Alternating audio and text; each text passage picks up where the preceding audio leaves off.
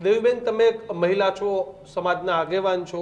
તમને લાગે છે કે આજના ડિજિટલ યુગમાં 21મી સદીમાં આ બધા નિયમો યોગ્ય છે? આવા નિયમો હોવા જોઈએ બેન? પેલા તો બધાને વાત કરી એ મુરલીધર સમાજ માટે આ બધું નિયમો આવે છે ને એ સમાજ માટે નુકસાનકારક છે.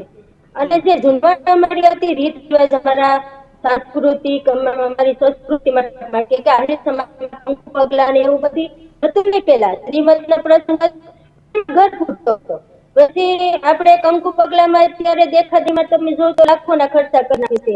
પછી પ્રી વેડિંગ તમે જો તો કેવા કેવા શૂટિંગ ઉતારવા માટે લાખના ખર્ચા કરી નાખે છે. કંકુ પગલા છોકરાની છઠ્ઠી હોય પછી હગાઈમાં કેમ મોટા ખર્ચા કરી નાખે.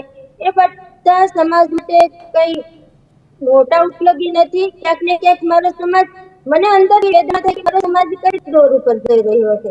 અમે બંધ કરવાની કોશિશ વારંવાર કહીએ છીએ કે ભાઈ હવે આ બધા ખર્ચામાંથી આપણે બહાર નીકળીએ અને સુપ્રાંતરમાં અને કઈક આગળ વધીએ. આપણે સમાજ તરીકે કઈક આગળ વધીએ. પ્રી વેડિંગ તો એ કામ છે ને તો હીરો ને હિરોઈન હોય ને પિક્ચર ના એ લોકો લઈ આવ્યા ને એના જેવું છું મતલબ સમાજમાં હતું નહીં, કોઈ સમાજમાં હતું નહીં.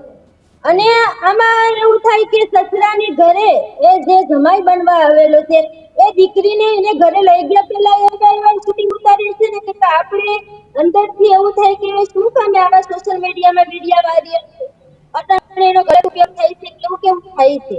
એટલે અંદરથી મને એની વેદના તો ક્યારેક ક્યારેક સોશિયલ મીડિયામાં નાખતી હોય કે ભાઈ આ અમુક ખર્ચાથી આપણે બંધ કરીએ. આપણા સમાજની અંદર જે વધારાના ખર્ચા છે બંધ કરીએ અને એક સમૂહ લગ્ન તો સમૂહ લગ્નમાં આપણે બધા એક હારે જોડાઈએ અને દરેક જિલ્લામાં એકી સાથે લગ્નની તારીખ આવે ને તો ઉત્તમમાં ઉત્તમ, કેમ કે એમાં ખર્ચા ઓછા થતા જશે.